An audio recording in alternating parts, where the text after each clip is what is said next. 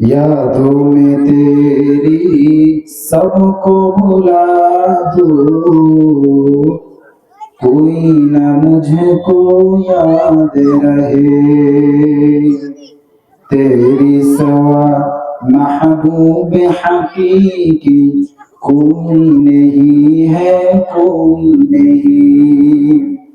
तेरी सवा मौजूद हकीकी कोई नहीं है, कोई नहीं।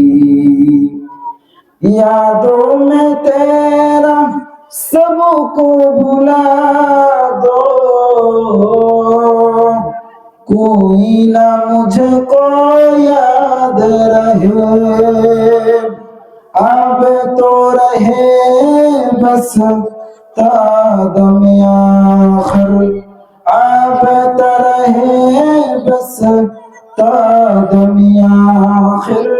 विरदी जुबा आई मेरे इलाह, ला इलाहा इल्लल्लाह, ला इलाहा इल्लल्लाह, ला इलाहा इल्लल्लाह, ला इलाहा इल्लल्लाह, ला इलाहा इल्लल्लाह,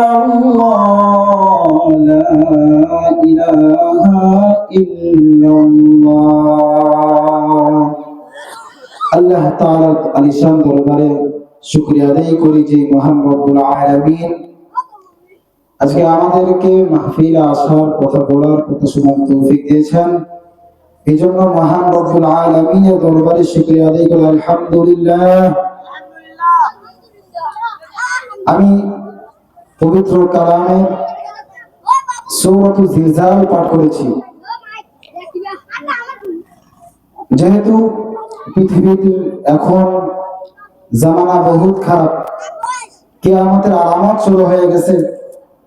এজন্য আল্লাহ তাআলা যে কোরআনে সূরা নাযিল করেছেন সূরাতুল জিলজাল, এই সূরাটি পাঠ করেছি। ইনশাআল্লাহ এই সূরা নিয়ে আলোচনা করব।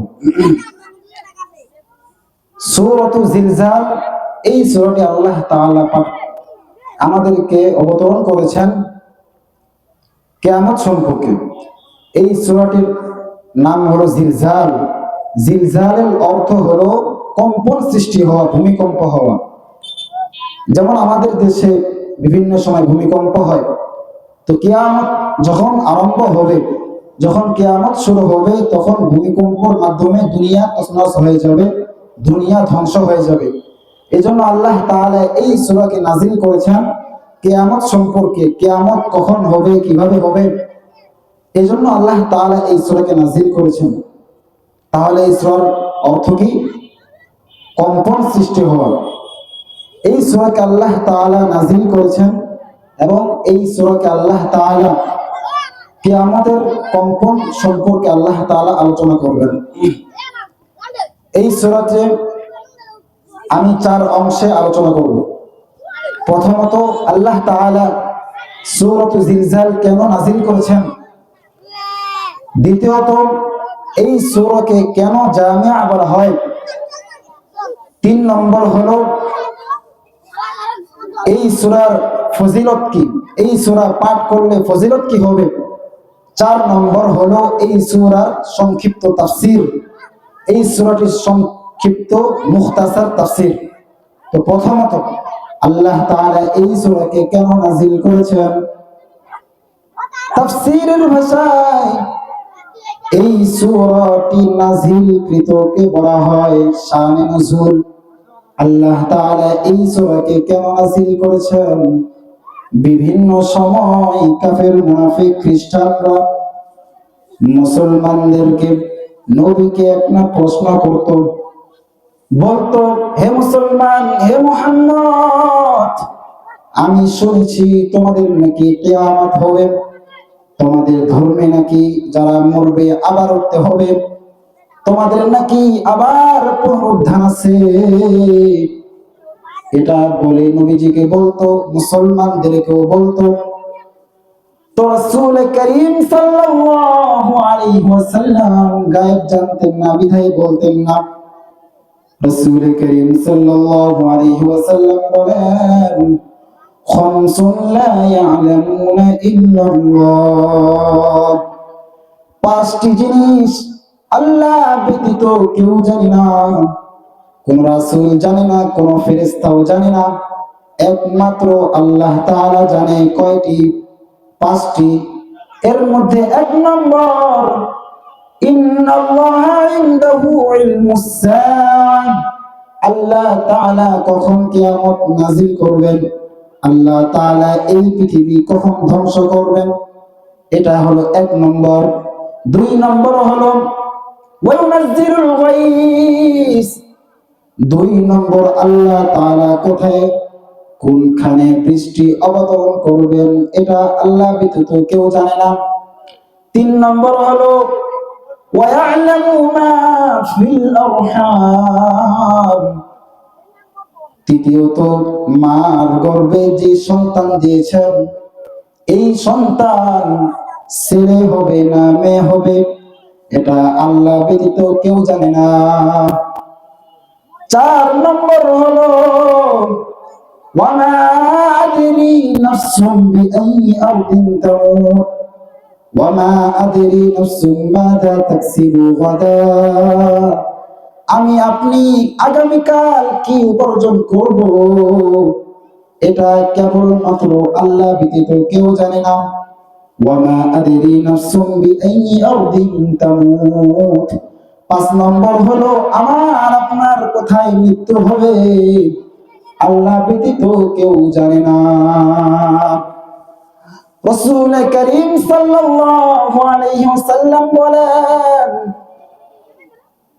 বাদিরু বিল আমালি সাবআ, তোমাদের জীবনে 7টি জিনিস আসার আগে, তোমাদের লাইফে 7টা জিনিস আসার আগে তোমরা আমলের প্রতি প্রতিযোগিতা করো, আমলের প্রতি তোমরা উৎসাহী হও।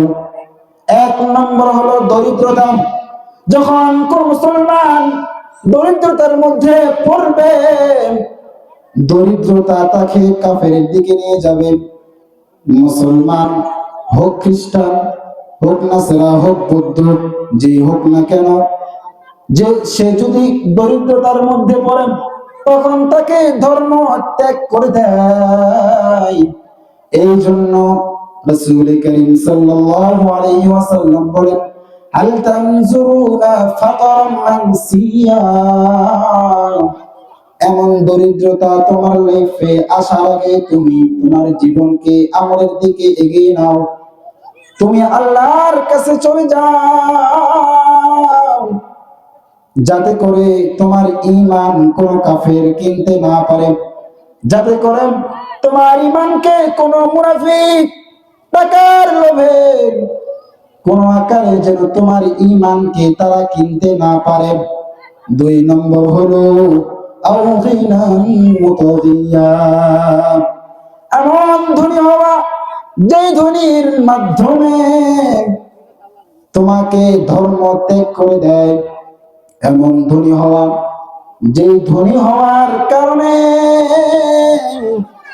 মানুষ নামাজ পড়তে পারে না, এমন ধনী হওয়া যেই ধনীর কারণে আল্লাহ বিমুখ করে দেয়, এমন ধনী হওয়া যেই ধনী তোমাকে ইসলাম থেকে খারিজ করে দেয়, এমন ধনী হওয়ার আগে আল্লাহর কাছে তওবা করো, আল্লাহর কাছে কবুল হয়ে তুমি আল্লাহ ওয়ালা হয়ে যাও। আও মারাদান মুফসিদা, তুমি যখন অসুস্থ হবে, এমন অসুস্থ যে তোমার শরীর চলে না, তোমার শরীর নিস্তেজ হয়ে গেছে, যেমন প্যারালাইসিস। প্যারালাইসিস হলে মানুষ বিছানা থেকে উঠতে পারে না, তো ইবাদত করবে কিভাবে? এই জন্য রাসূল করিম সাল্লাল্লাহু আলাইহি ওয়াসাল্লাম বলেন, মারাদান মুফসিদা, যখন অসুস্থ হবে, অসুস্থ হওয়ার আগে আল্লাহর কাছে আমলের দিক দিয়ে প্রতিযোগিতা করতে হবে। আও হারাবান মুফান্নিদা,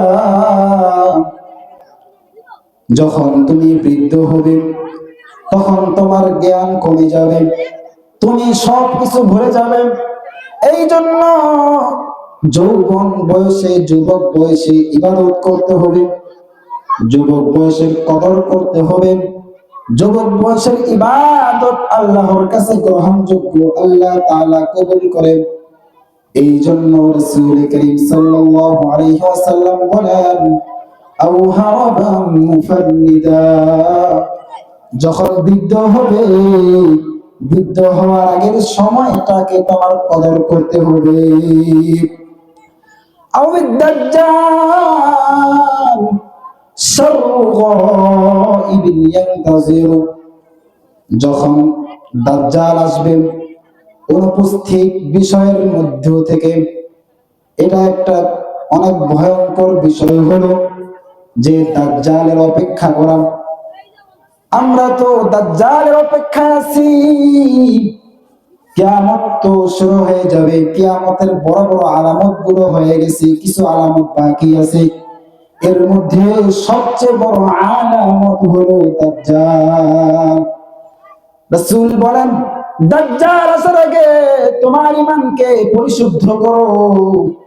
যখন দাজ্জাল চলে আসবে, ঈমানকে বাঁচাইতে পারবে না। এমন জামানা আসবে,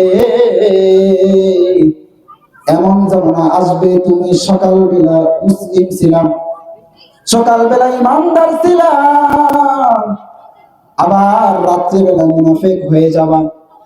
এই জন্য দাজ্জাল আসার আগে ঈমানকে মজবুত করতে হবে, আল্লাহ ভীরু হতে হবে, তাকওয়াবান হতে হবে। আও মাউতান মুজহিজা, রাসূল বলেন হঠাৎ মৃত্যু থেকে আল্লাহর কাছে পানা চাইতে হবে। হঠাৎ করে মৃত্যু যাওয়া, যে ব্যক্তি হঠাৎ করে মারা যাবে সে তার পরিবারদেরকে নসিহত করতে পারবে না, সে তওবা করতে পারবে না। হঠাৎ মৃত্যু থেকে আল্লাহ রাসূল পানা চাইতে বলছেন। হঠাৎ মৃত্যু হলে মানুষ জাহান্নামে চলে যায়, হার্ট স্ট্রোক করেন, ব্রেন স্ট্রোক করেন, আরো কত রকম অসুখ বের হয়েছে। এই জন্য আল্লাহর কাছে হঠাৎ মৃত্যু থেকে পানা চাইতে হবে।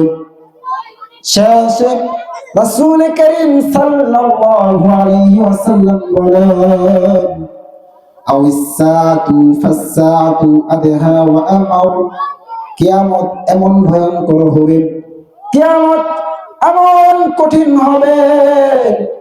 ওই কিয়ামত আসার আগে নিজের ঈমানকে বাঁচাও, নিজে পরিশুদ্ধ হও, নিজে আমলদার হও, ঈমানকে মজবুত করো। এগুলো রাসূল করিম সাল্লাল্লাহু আলাইহি ওয়াসাল্লাম সবাইকে শোনাইতেছে, কাফের মুনাফিকদেরকেও শোনাইতেছে। তো কাফের মুনাফিকরা বলতেছে, আপনি তো হাদিস বলতেছেন,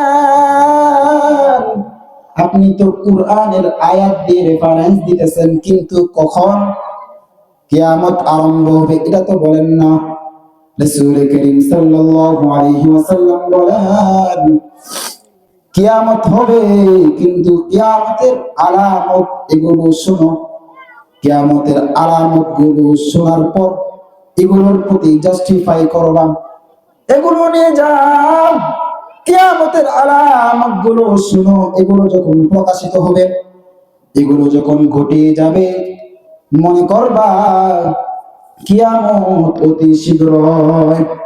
রাসূল করিম সাল্লাল্লাহু আলাইহি ওয়াসাল্লাম বলেন, قال رسول صلى الله عليه وسلم, রাসূল করিম সাল্লাল্লাহু আলাইহি ওয়াসাল্লাম বলেন, আমি আশা, এই আশার কারণে কিয়ামত একটা আলামত।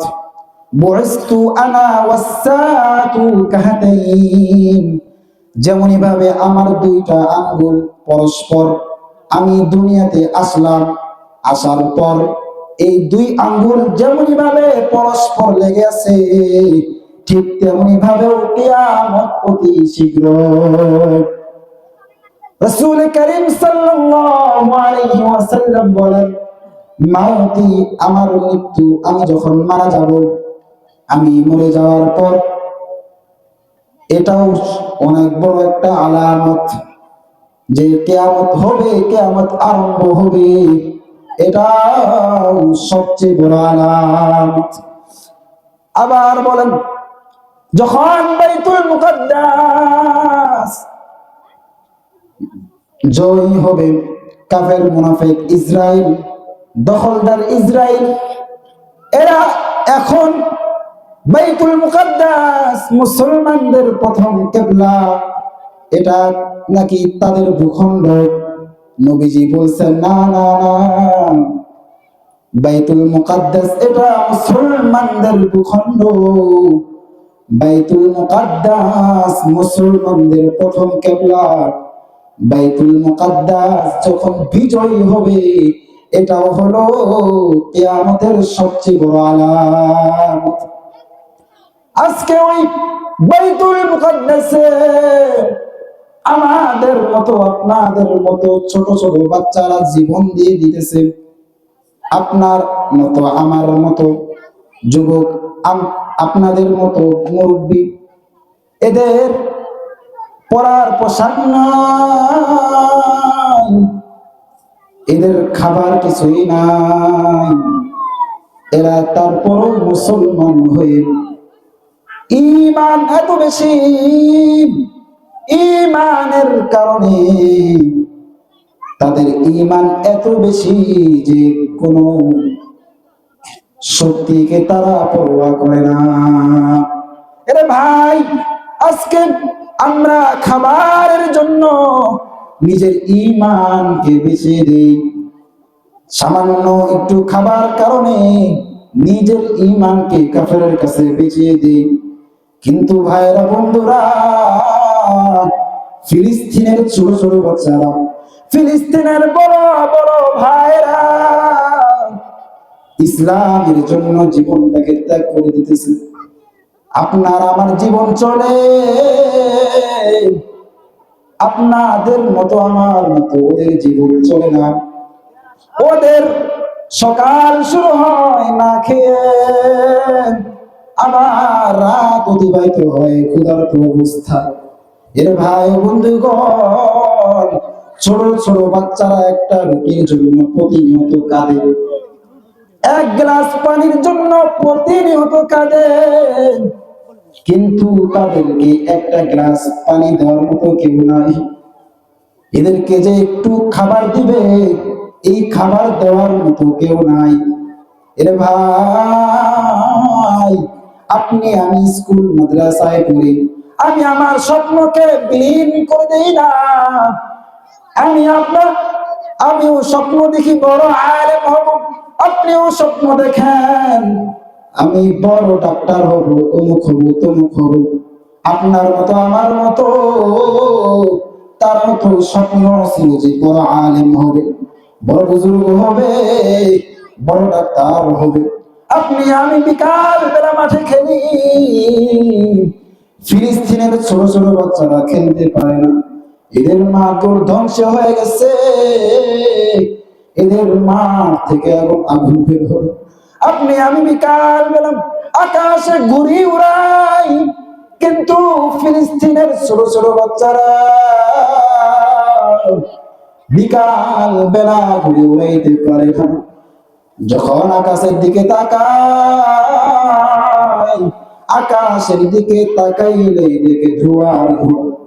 এ ভাই, আপনার মতো আমার মতো তাদের জীবন নয়, তাদের জীবন অনেক কষ্ট। আপনি আমি সকালবেলা রান্না করে ভাত খাই, নাস্তা করি, কিন্তু ফিলিস্তিনের ছোট ছোট বাচ্চারা নাস্তা করতে পারে না। এরা গাছের পাতা খেয়ে বেঁচে আছে, গাছের শিপা খেয়ে বেঁচে আছে। নবী করিম সাল্লাল্লাহু আলাইহি ওয়াসাল্লাম যখন ইসলামের দাওয়াত দিচ্ছিলেন, এক পর্যায়ে আবু জাহেল, আবু লাহাব নবীজির এমন শত্রু হয়ে গেছে যে নবীজিকে দুনিয়ায় রাখা যাবে না, নবীজিকে কতল করে দাও, নবীজিকে এই দুনিয়ায় রাখা যাবে না। এই জন্য তারা প্রস্তুত হয়ে গেছে নবীজিকে দুনিয়া থেকে চিরকালে ফেলাই দিবে। ওই বছরে ইসলামের মধ্যে ওমর ফারুক রাদিয়াল্লাহু তাআলা আনহু প্রবেশ করেছেন। আমির হামজা রাদিয়াল্লাহু তাআলা আনহু ইসলাম গ্রহণ করেছেন। কাফের মুনাফিকরা বলতেছেন এখন তো ইসলাম অনেক শক্তি হয়েছে, অনেক মজবুত হয়েছে, কিন্তু এখন যদি মুহাম্মদকে কতল করি তাহলে এখন আমাদের মধ্যে রক্তক্ষয়ী যুদ্ধ ছাড়া আর কিছু হবে না। তো মুহাম্মদকে কি করা যায়? এ মুহাম্মদকে ধরো, মুহাম্মদকে আর দাওয়াত দেওয়া যাবে না। নবীজি দাওয়াত দিতেন, কাফের মুনাফিকরা নবীজির দাওয়াতকে বন্ধ করে দিতেন। এক পর্যায়ে নবীজিকে চতুর্দিক দিয়ে অবরোধ করে দিয়েছেন, যাকে শিবে আবি তালিব বলা হয়, মক্কার পাশে একটু উপত্যকা, চতুর্দিক দিয়ে বন্ধ করে দিচ্ছেন, চতুর্দিক দিয়ে বন্ধ করে দিচ্ছেন, কেউ যেন আসতে না পারে। নবীজিকে ওই অবরোধের মধ্যে রেখে দিচ্ছেন। নবীজির যারা অনুসারী তাদেরকে ওই অবরোধের মধ্যে রাখছে। কোনো খাবার নাই, কোনো পোশাক নাই, শীতের মধ্যে কনকনে শীত, তারপরও ছোট ছোট বাচ্চারা নবী করিম সাল্লাল্লাহু আলাইহি ওয়াসাল্লাম এবং সাহাবীরা শীতের মধ্যে ছিল কষ্ট করে। ওই দূর থেকে আওয়াজ শোনা যায়, ওই যে ছোট ছোট বাচ্চারা কান্না করে, ওই কান্নার আওয়াজ এখনো কানে লাগে। ফিলিস্তিনের ছোট ছোট বাচ্চারা যখন কান্না করে, ওই কান্নার আওয়াজ যখন কানে আসে আর বলে আইনা যাই আরজাই আইনাল আরব, আমি ক্ষুধার্ত, ওই মুসলমান তোমরা কোথায়? যখন ছোট ছোট বাচ্চারা বলে আরজাই আইনাল আরব, আইনা বাংলাদেশ, ওরে বাংলাদেশের মুসলমান, আরবের মুসলমান, তোমরা তো খাই দাই ফুর্তি করে জীবনটাকে শেষ করে দিচ্ছ, কিন্তু আমরা মুসলমান, আমাদের জন্য কি তোমার দয়া লাগে না? আরে ভাই, এরা নিজের জীবন থেকে এই পরিমাণ উৎসর্গ করে দিচ্ছে। ছোট ছোট বাচ্চাদের দিকে তাকাইলে দেখবেন শরীরের মধ্যে গোশত নাই। আরে ভাই, এই জন্য ঈমানকে মজবুত করতে হবে ফিলিস্তিনিদের মতো। নবী করিম সাল্লাল্লাহু আলাইহি ওয়াসাল্লাম বলেন আল মুমিনুনা কারাজুলিন ওয়াহিদিন ইন ইশতাকা আইনু ওয়া ইন ইশতাকা আইনুহু ইন ইশতাকা রাসুহু। প্রতিটা মুসলমান, পৃথিবীর সকল মুসলিম উম্মাহ একটা দেহের মতো। একটা মানুষ পায়ে ব্যথা পাইলে যেমন পুরো শরীরে ব্যথা করে, একটা মানুষ যখন মাথায় ব্যথা পায় ঠিক পুরা শরীর ব্যথা করে, ঠিক তেমনি ভাবে একজন মুসলিম উম্মাহ যখন কষ্টের মধ্যে থাকবে, আমাদের ফুল শরীরে তার কষ্ট অনুভব করতে হবে। আর যদি কষ্ট অনুভব না করি তাহলে আমরা প্রকৃতপক্ষে মুমিন হতে পারবো না।